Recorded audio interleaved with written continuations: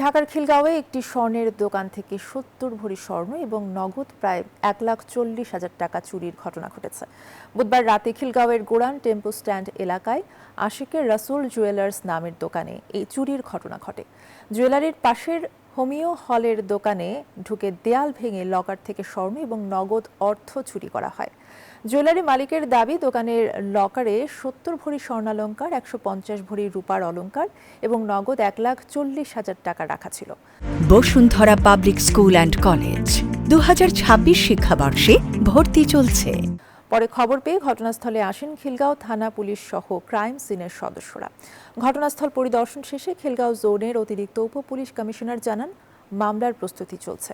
জড়িতদের ধরতে দ্রুত ব্যবস্থা নেবে আইন শৃঙ্খলা বাহিনী।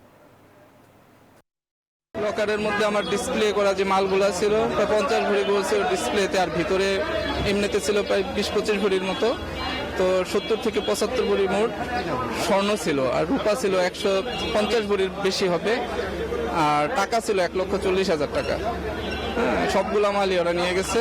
ওসি আসছে, ওসির পরে আমাদের ডিসি সাহেব আসছে, তারপরে উনি আর কি আমাদের আপাততভাবে দোকান না খোলার জন্য নির্দেশ দিচ্ছে যে ওনারা একটু ফরেন্সিক টিম আসবে, আসার পরে ওনারা একটু দেখবে, দেখার পরে যেন বাকি কার্যক্রম আর কি।